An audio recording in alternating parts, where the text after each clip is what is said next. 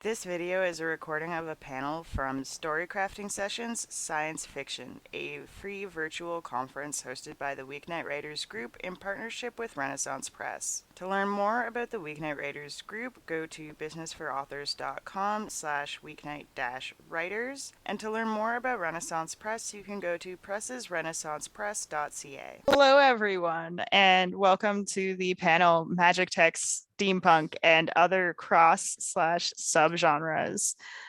I am your moderator for today, Diana Gunn, and also the founder of the Weeknight Writers Group, and I'm so excited to have you all here. But before we get into the actual panel, there are some things that I do want to go over. First, I do want to acknowledge that I myself and most of the people who are attending these panels do live on stolen Indigenous land, and that crimes against Indigenous people are very much ongoing today, and that we do all have a duty to protect the land and to respect the Indigenous people that are actively protecting the land on our behalf. And I think that is particularly important to reflect on as we discuss this, because we are going to very much be talking about world building, and it is important to remember our own world and to consider our own world when we are creating fiction. I also want to say a big thank you to Renaissance Press for sponsoring this event. They have allowed us to have live captions, and they are a small publisher dedicated to publishing marginalized voices and Canadian voices, and they're really great, and we are super happy to have them as a sponsor and a partner.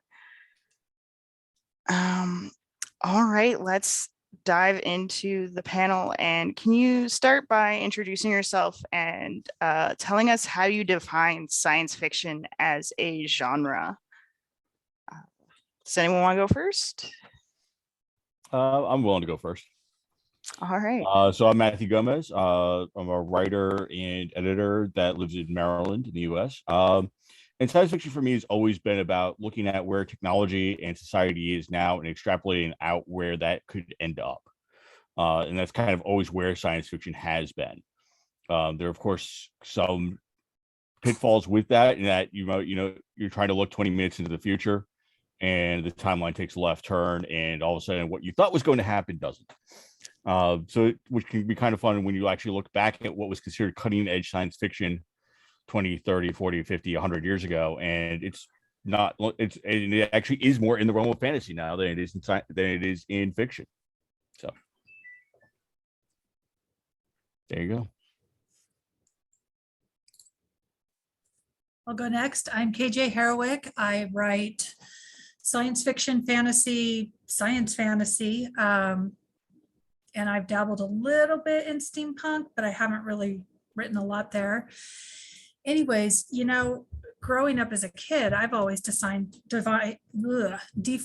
science fiction as anything with spaceships or aliens or very futuristic. But as I've grown older, this term seems to have gotten a lot broader. I've seen anything from science fiction books that are very contemporary with a few, like a new virus, all the way to different world, different planet, different species. So it's broad.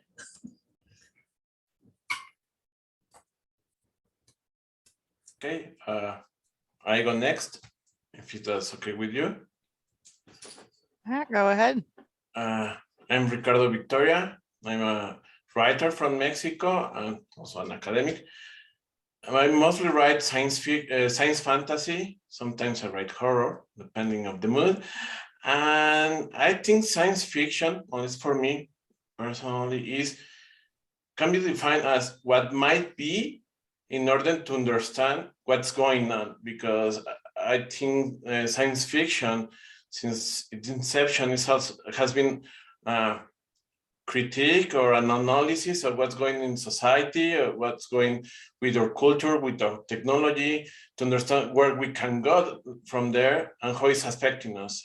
Even since Mary Shelley wrote Frankenstein, we have been using science fiction to understand us our society and see where we could end if we are not careful, because science fiction has also that particularity. Sometimes it gives us cool gadgets, but also warning signs of what we are, of the dangers ahead if we are not careful. So, and it tends to, nowadays tends to get mixed with other genres, because the future is already here. So, so some things like Matrix that proposed, or Neuromancer by William Gibson that proposed things from the internet, now they're almost a reality. So the mix with other genres is to keep it fresh and more unique compared to what came before. I guess that leaves me. My name is Varden Frias, and I'm an independent self-published author. I write paranormal, retropunk, like retrofuturism mysteries, like kind of like science fantasy mysteries, Lovecraftian horror, like occult horror, occult fiction. And I think science fiction, to me, it's a really broad genre, but basically to me, it's like, it shows us technology that could be or could have been, given like the right resources, the time and the financial fuel to be able to reach those scientific endeavors. And I also think that it's a place where we can like speculate like the big scientific questions in like a space, like kind of like a safe space where like it's not like happening in our baseline reality. It's in a fictional world where we can be like, okay, this is what could have happened if XYZ. So yeah, to me, that's basically like the broadness of what science fiction is. Awesome. Sorry, I'm pretty sure I just heard a cat puking. So you are already sort of touched on the subgenres you write, but can you talk a bit more about what those subgenres are, how they're defined, and how they expand on what I guess you could maybe call like more traditional science fiction? Not all at once now. Okay, if that's okay, I can go first. I write science fantasy, which is this blend of science fiction with more some traditional elements of fantasy. I think the best example in Western pop culture is Star Wars, because if you think about it, Star Wars is the tale of a farm boy trained by two wizards to fight against a Black Knight, and instead of dragons, he has a ship. Han Solo is basically a pirate. So it's all the fantasy trappings, but within a science fiction setting. So you tend to get that kind of mix, which allows you for more, I think personally, allows you for more leeway for the kind of stories you want to tell. Sometimes you can go more epic, sometimes you can go more socially conscious or more personal. And believe it or not, I think one of the biggest influence for science fantasy nowadays, besides video games like Final Fantasy, were the Saturday morning cartoons in the 80s. Because you remember cartoons like Defenders of the Earth, that you had Flash Gordon with Mandrake the Magician, or the Ninja Turtles that had both aliens from another dimension and ninja magics. So that kind of stories weren't too concerned to what is possible and what's not. They were just throwing everything and trying to tell the best story possible with the characters and the elements they have.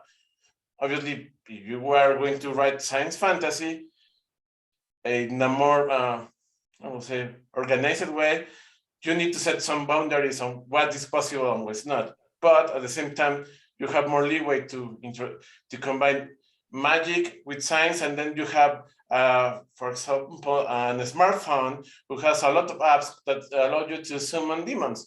and within the context makes sense.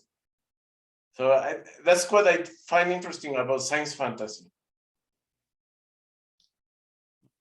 Just to piggyback off of what Ricardo was saying, is that you also have things like the MCU. We've got Doctor Strange fighting alongside Iron Man, which is, I mean, right there, you've got a perfect example of your science fiction running smack dab into your fantasy. Anyway, I'm Matt Gomez. So the latest thing I wrote was actually a cyberpunk novel that came out from Fahrenheit Press, which was kind of just focused more on the class issues. So you've got somebody who's a dishwasher for most of his life being sucked back into a crime heist, and ends up being a high-tech heist, but he's kind of just a ordinary leg breaker trying to make his way through that society and showing where society might be 20, 30, 40 years from now.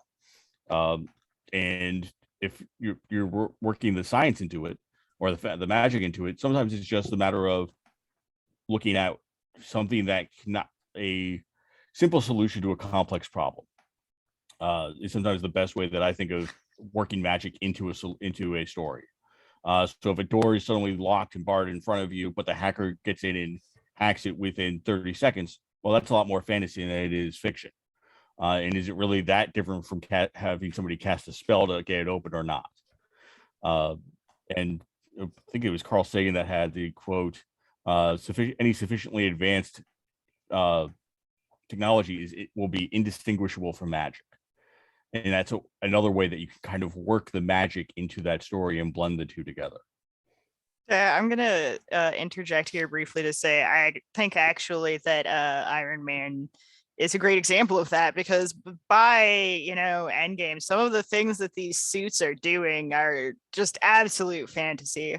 I mean, I know nanobots can do a lot, but I question some of those moments. I question. And it is a really interesting blending of genres. And I think we mostly tend to just think of Marvel as science fiction, but it really is science fantasy. Yeah, well, you can actually throw DC into that as well, especially if you're getting into the comic books where you've got Superman, whose one real weakness other than kryptonite is magic, for example. So, anyway. Varden?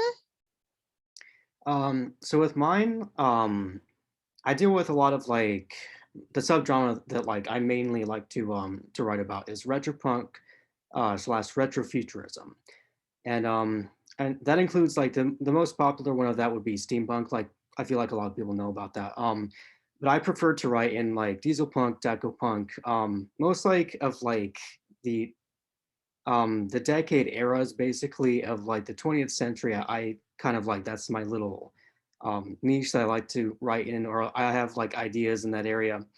And it's pretty interesting when you're writing like retropunk, because it's kind of like blending, you're taking elements from like to a certain degree from historical fiction, and you're saying like, oh, like I'm writing a story that's like in an alternate reality of the 1920s, and like, oh, there is these different types of technologies that could have been during that time. Like, for example, like electric cars. There were electric cars like that were about to become like normal before like Ford put all the Model Ts and all the gas like engines on the assembly line. That was cut short, and then people stopped making the electric cars because like they were too expensive, they were too hard. Basically, they were too hard to make, and they weren't as cheap. So I'm like, in my stories, I'm like, that'd be pretty interesting if that was like the norm for like, what if like we had like electric cars? What if we had demons driving electric cars? And that's kind of what I like to do is like take like, that's just one example. Just to take like an older technology and kind of make it like, put in like the lens of like what happened in like what people thought would happen in the future during that time. And that's kind of what I like too. That's what I like about retrofuturism. I'm the last one here. All right, so I write science fantasy. My current book, Bloodflower, actually mixes, there's a woman who wakes up from hypersleep, but she's in the backwoods of a terraformed moon. So she's, she thinks she's supposed to wake up on a starship, but she's not. And she ends up running into this group of soldiers. So these soldiers are very medievalish. They think The Last Night, kind of like that. But as she's going on this journey, readers get to see sort of this old tech that's laying around, or that's been buried, or it's, it's completely grown over. And these two worlds are about to, are starting to collide as she's there. But I also lean a little bit into horror. I don't know if anybody has read Ivan Katt, but he writes the most fantastic science fiction thrillers. And they're so claustrophobic. You'll be on a spaceship or in a cave and it's an alien creature. And it's so nice to see that broad mix, but also to see that claustrophobic feeling really get in there, and you can't seem to pull out of it. So I think really pulling horror into science fiction really kind of gives it for me, it's a more realistic fear. Things like Pandora or Event Horizon, they give you that, not the happy everybody in space, but you're in space, it could kill you, but then there's all these horrors on the inside where you think you're supposed to be safe. So anyway. Yeah, there's a lot of opportunity for science fiction and horror, but I want to talk a little bit more about science fantasy, because science fiction and fantasy are often seen as, and even sometimes marketed as, opposites. So why is it that they actually play so well together? It's interesting. I've always wondered that. And my feeling is people who read science fiction and fantasy, they're not looking for a book that looks at everyday life and sort of dissects it. They're looking for the impossible.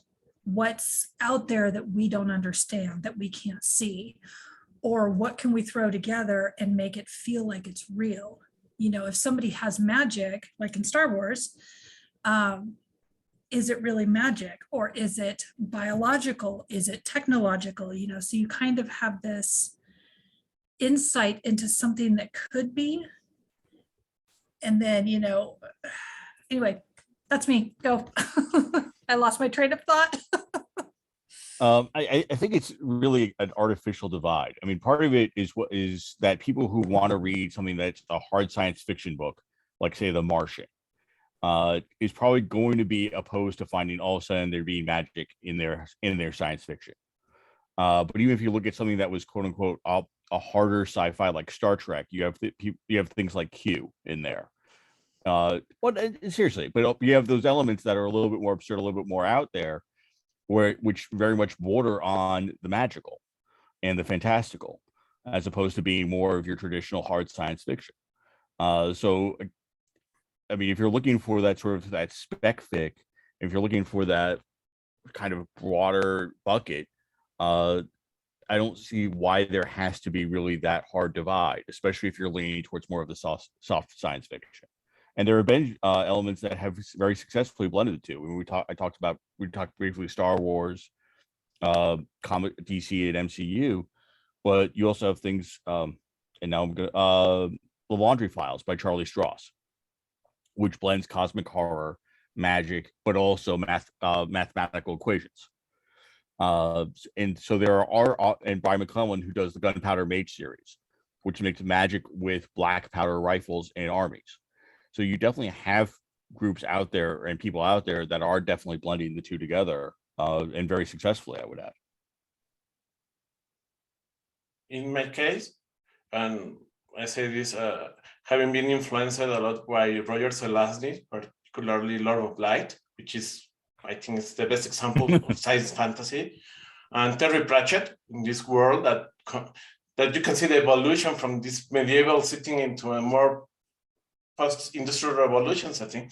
I think science fantasy is like a gradient rather than, as Matthew said, there is not, in reality, there is not a division between science fiction and fantasy, but it's a scale that can go into one or another. I can remember there was a series of books that talk about a multiverse depending where you move into the multiverse, you went to either a more science fiction planet or a more fantasy one. So Jack of Shadows. Yeah, I think it was that one. Like, and I think, or at least how I use it for my novels, for Tempest Light, is that it's a gradient. So one day you have a lot of science fiction, and the next chapter is a lot of fantasy, and everything combines because it's like real life.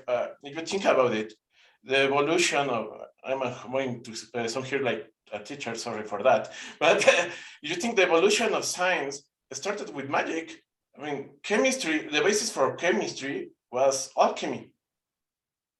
So, I mean, I'm not saying that chemistry is alchemy, but I mean, the basis for the experimentation, for this quest to transmute elements into gold or the philosopher's stone, set the basis for many of the chemical reactions that we use today, and set up chemistry as a science. So science fiction and fantasy try to answer the same questions: why we are here, why things are happening the way they're happening. They offer different answers, so they can combine to create more interesting stories. I love what Matthew said about Charlie Strauss combining cosmic horror with mathematical equations, because it actually makes sense. You think about it, mathematics are scary, but not because they're difficult. It's because they explain things that we cannot see, and things we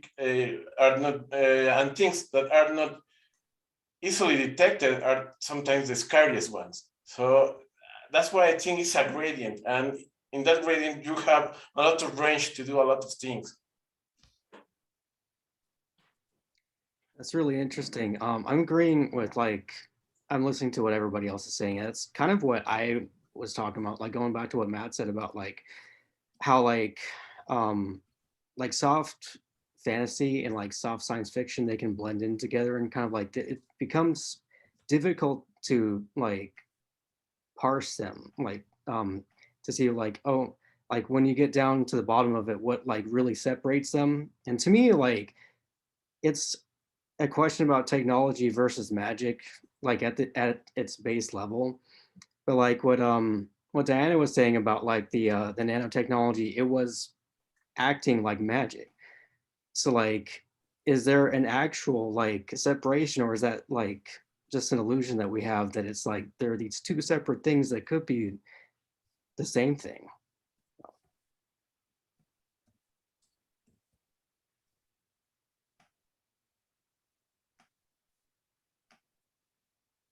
Looks like we have a question.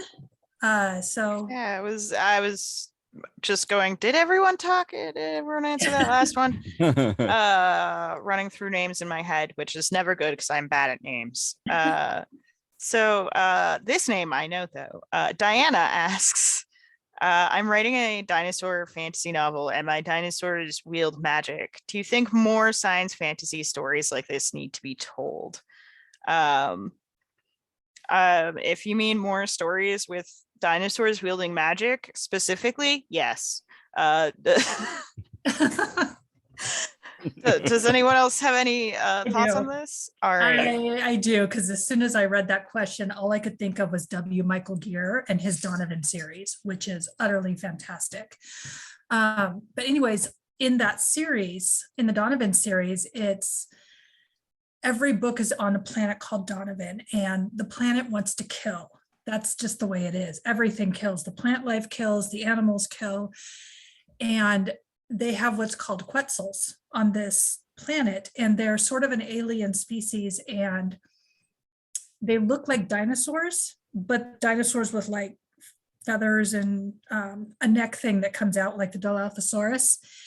And anyway, what's interesting is he is an archaeologist. And so as he's writing this alien planet, he's pulling on paleontology, he's pulling on archaeology, anthropology, and he's sort of blending them together, but also giving them a unique characteristic that's specifically for Donovan.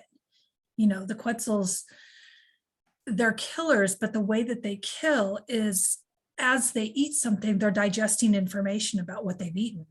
So Okay, that's cool. yeah, the oldest members in their pack, you don't find this out till later books, so I'm kind of giving a spoiler here. But they eat the oldest members in their pack. Once they start, kind of getting debilitating, they eat them. And then from that ingestion, they get all of the data and memories and information from that pack member. So yes, dinosaur, science fiction, fantasy, anything with magic, whatever, write it, because I will read the hell out of that. So write it for me. No, I was kidding. So a little bit, you also have to write without fear, because you have to know that even if you get it right now, 10 years from now, the science could be up. There could be a new discovery that invalidates what you already wrote. And you kind of have to push that away to the side and realize, am I telling, is my first and foremost goal to create an engaging story, or is my first and foremost goal to present accurate information? If your goal is to present accurate information, you might almost be better off writing a textbook. If your goal is to tell an engaging story, then tell the engaging story. Absolutely.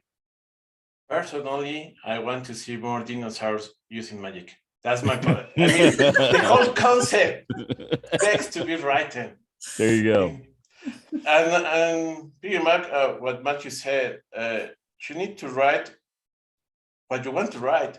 I mean, textbooks are many. Jurassic, if you are going for accuracy, you could say that Jurassic Park is not accurate anymore because none of the dinosaurs have feathers. And still, Jurassic Park is probably one of the biggest franchises in the world currently. How many movies are now? Like 5, 6? A lot. 5? And no one cares about the dinosaurs not having feathers. There are So- 6? Yeah, Oh. 6. Oh. Yeah. So Well, I think even Crichton said that, from the time he wrote the first book until now, a lot of the scientific knowledge has changed. exactly. There's things they've So, discovered that actually make his dinosaurs, invalid in a way. so rather than question yourself if there is a good idea to have dinosaurs using magic, but ask yourself what kind of story or message or content you want to give to the readers, and have fun with it. Forget about the accuracy. I mean, science, as KJ said, science changes every day. So you are going to drive yourself crazy trying to catch up. So better write a good story with good characters, and readers just will find that attractive and interesting. So please, more dinosaurs with magic. I'm picturing a T-Rex with a wizard hat and a staff, creating a magic hand to grab his cup of coffee because, tiny hands. Yes.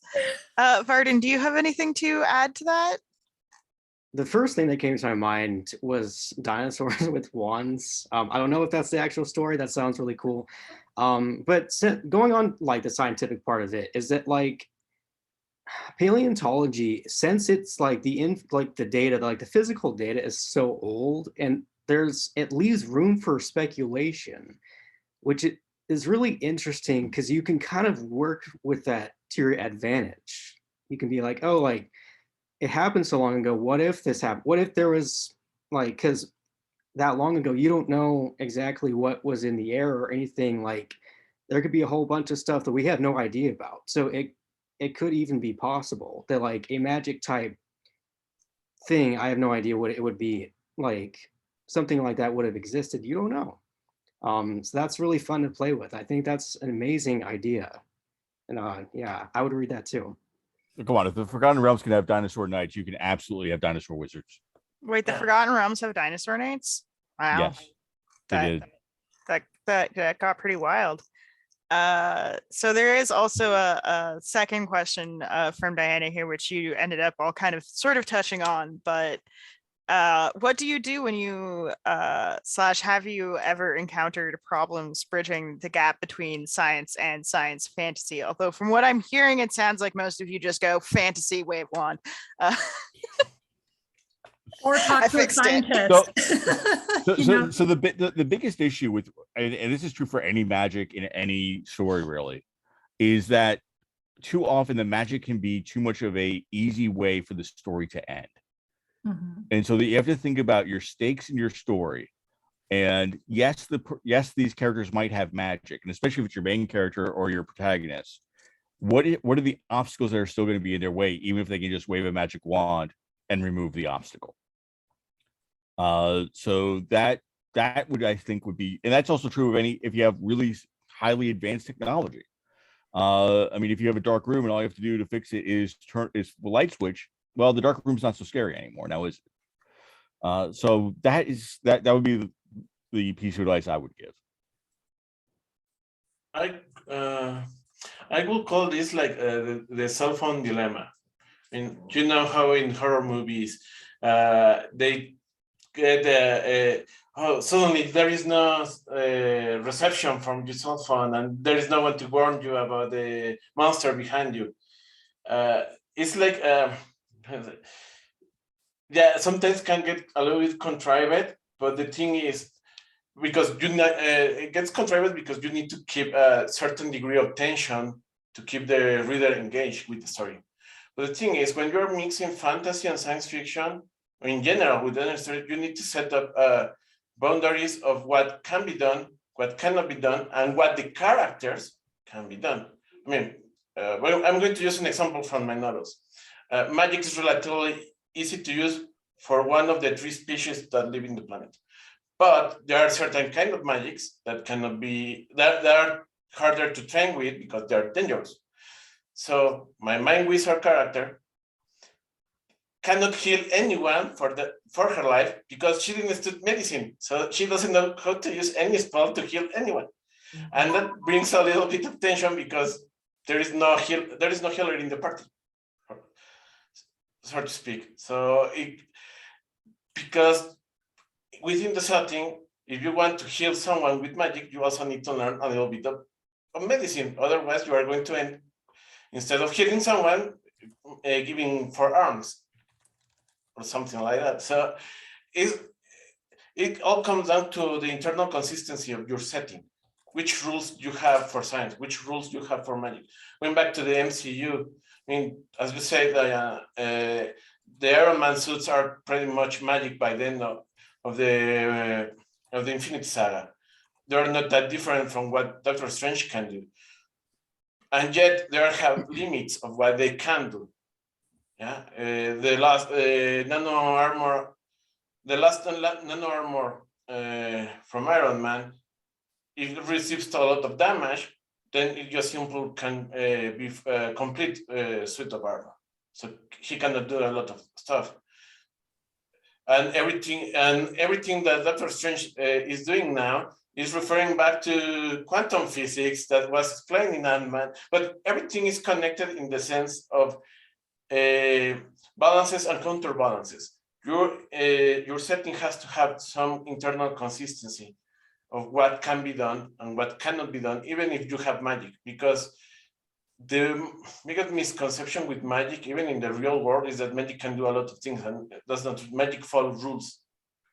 You go to any book old book about magic, about actual magic, hermetic magic, about Aleister Crowley, that kind of stuff, and you're going to find that they follow rules, because magic without rules is too dangerous, like nuclear energy.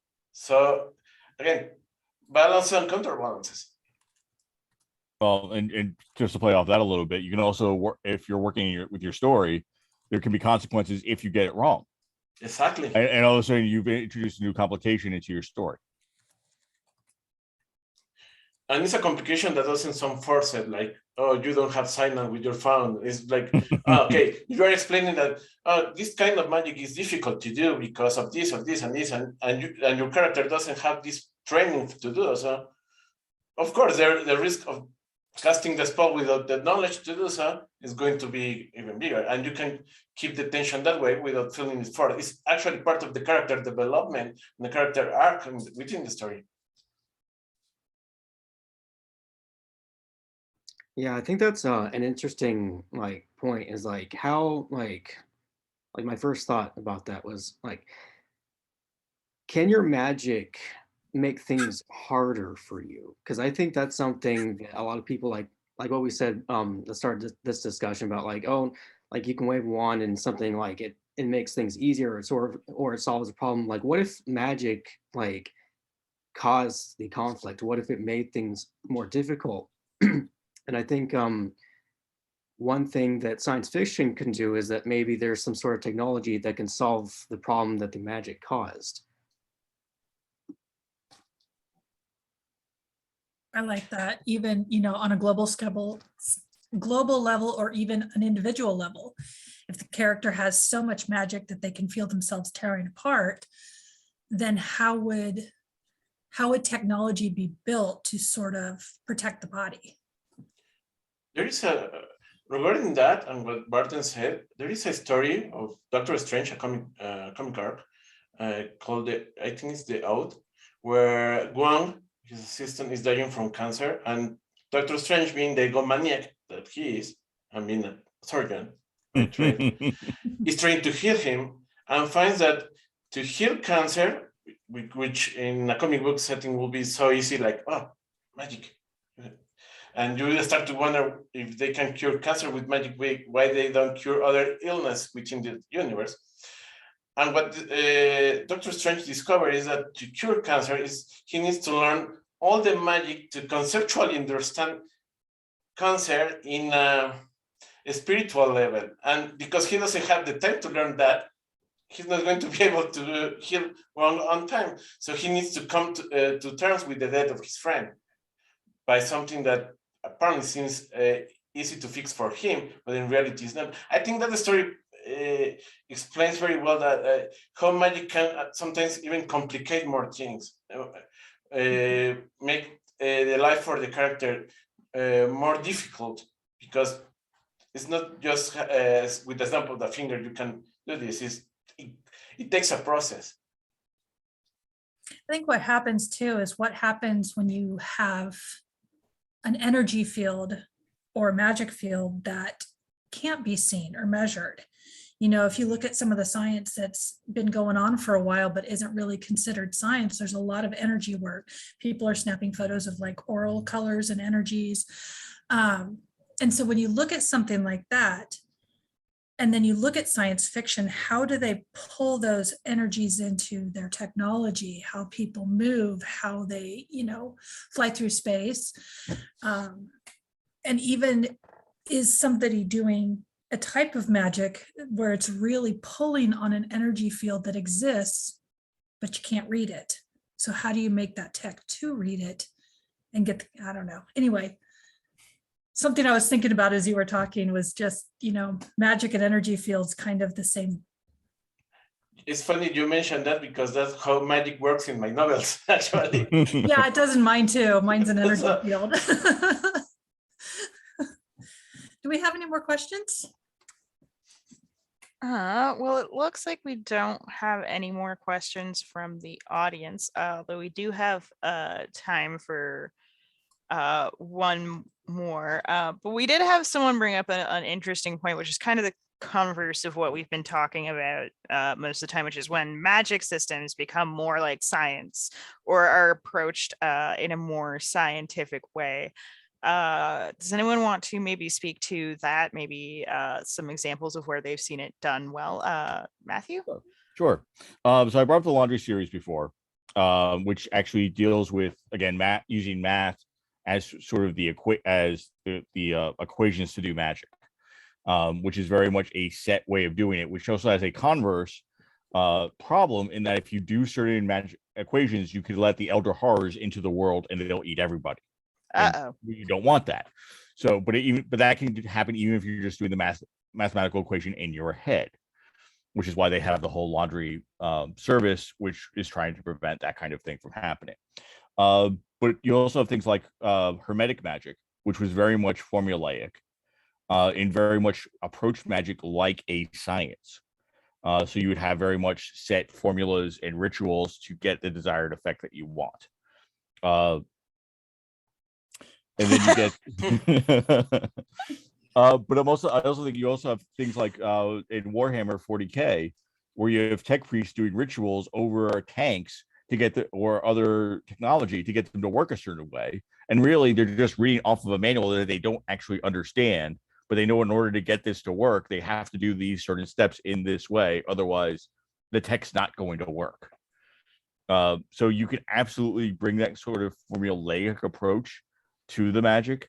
But you can also do things where you have a character who's experimenting with combining different arcane words and phrases together, and they don't necessarily know right away the result that they're going to get when they do that.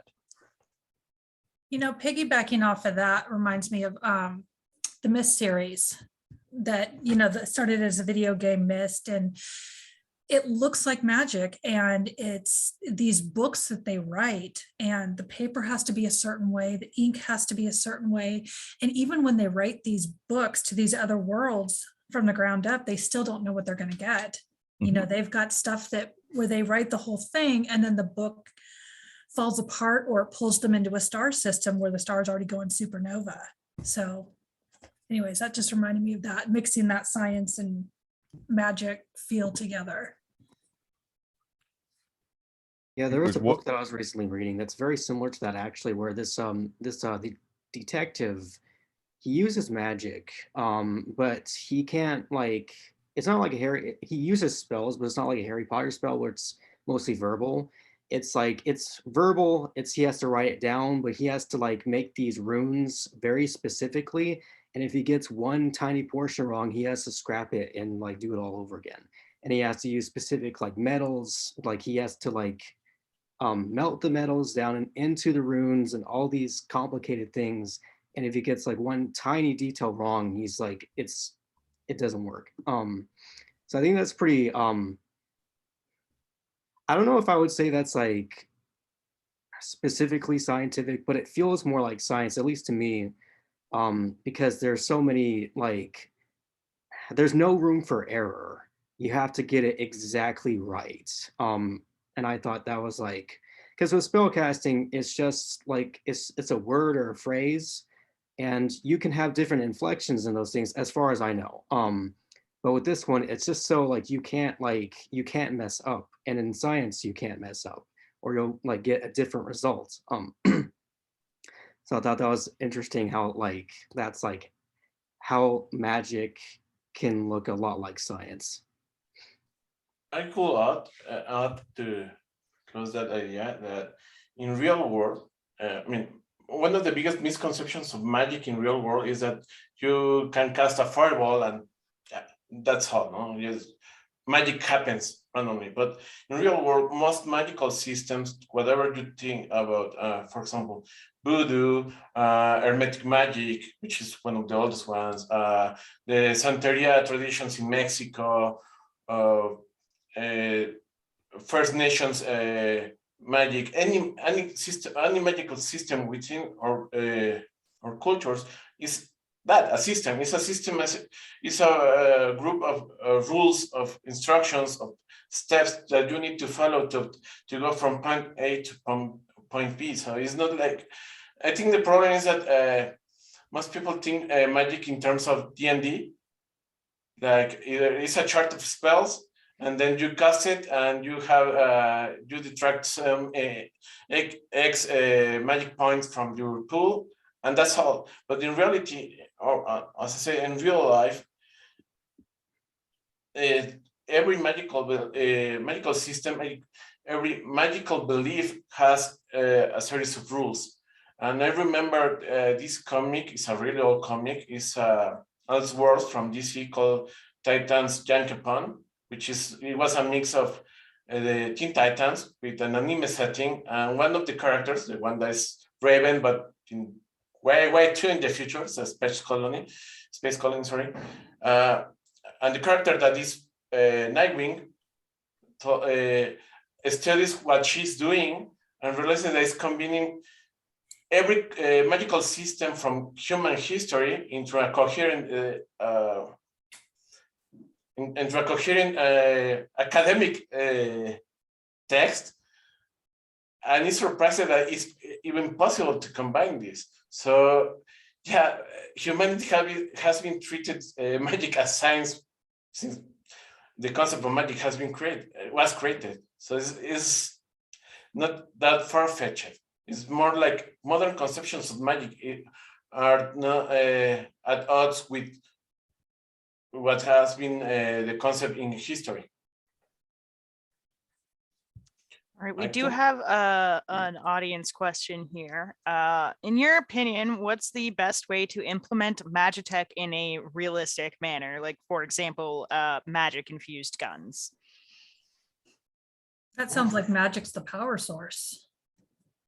Or you can maybe infuse magic into the bullets in some way. I mean, really, I mean, there is no one best way. There's no magic bullet for this. Sorry. There's no magic bullet for magic bullets. Got it.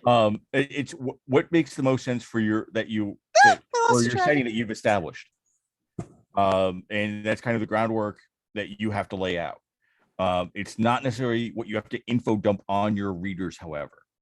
So it's really and so if you work it out ahead of time, at least in your own work, in your own notes, and then work that into your story so it's internally consistent, that is the best way. I will also, sorry, Matt. Oh, you're fine. I will also ask myself, what's the purpose of having a gun in the setting? Compared to, what, not the purpose in terms of why I'm doing this, but rather how the gun came to be within a setting where there is magic spells, and what's the purpose of someone creating a gun within the setting? Maybe it's a character that cannot cast magic and has to find a way to defend themselves from wizards, because the wizards can cast fireballs and they're at a disadvantage at distance. So maybe someone created a gun to counteract the wizard. So you need to ask yourself that question: what's the purpose of the gun within the setting? So you can find a way to create it within as Matthew said, within the context of the story. Yeah, I think like what basically everyone's saying, like, the first question you should ask yourself, does it make sense? Like, if there's technology that does the same thing as magic, it doesn't, like, it's going to stick out and it's going to feel like less realistic. So I think that's like, to me, I'm thinking like a gun, like, it's already like a regular gun is already like doing that purpose. But if it's like, say, like something like a ray gun, which I mean, that's kind of more science fiction than fantasy. But like if there's like a magical type ray gun that is used, this is really like random, but like to dissolve walls or something, that would make more sense than just a regular gun. I mean, alternatively, I mean, the other way to go about it is that, hey, you just thought that this would be cool, and that's okay too. Because if you need a gun to kill, no, I'm serious. I mean, yes, sometimes you want to think like, does it make sense to say like, yeah, you know what, screw that. I just want to write this because I enjoy writing this kind of thing. In which case, just think about what kind of obstacle is going to be there that you're going to need a magic gun for. Is the monster only killable by this magic gun? The rule of cool. If it's Exactly. cool Yes. and works for the story, who cares? Sorry, speaking as somebody who frequently just thinks of a scene and then writes the story around the scene. So, No, I totally agree with you. That's what I say. The rule of cool. If it works, it works. Kat, do you have anything to add? No, they've pretty much covered everything. Awesome. I do agree about the rule of cool. I do feel like you can get away with that rule a lot more fluidly in certain other mediums, like what even is going on in a lot of Final Fantasy. And I feel like people are maybe more picky about books.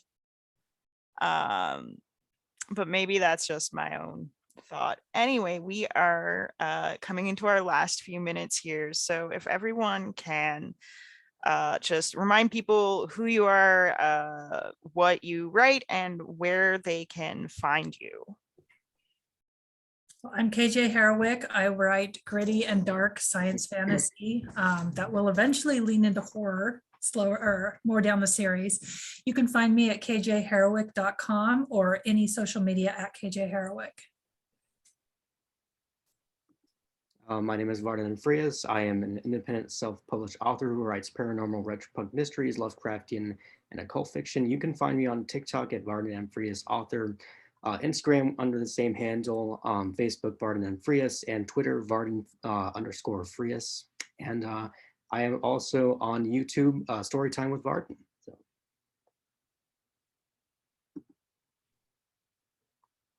Well, I'm Ricardo Victoria. I'm a writer of science fantasy. I'm currently working on my novel series Tempest Blades. I'm working on the third book of two that are already published. You can find me on my website, ricardovictoriau.com, or in Twitter, where I waste most of my time, at winged _Leo. So yeah, and please check all the books of everybody in this panel, please. And I'm Matthew Gomez. My cyberpunk novel just came out from Fahrenheit Press, Project Prometheus. I was also one of the co-editors behind Broadswords and Blasters, which was a modern pulp zine that ran for 3 years, and we're actually bringing back for a limited anthology this coming summer for a Sword and Planet theme, which we're looking forward to. Awesome. All And right. you can find me on Twitter at mxgomez78. Sorry. No worries. We are well within our time. All right, that was fantastic. Thank you to all of our panelists and to everyone who has attended. This video is a recording of a panel from Story Crafting Sessions Science Fiction, a free virtual conference hosted by the Weeknight Writers Group in partnership with Renaissance Press. To learn more about the Weeknight Writers Group, go to businessforauthors.com/weeknight-writers. And to learn more about Renaissance Press, you can go to pressesrenaissancepress.ca.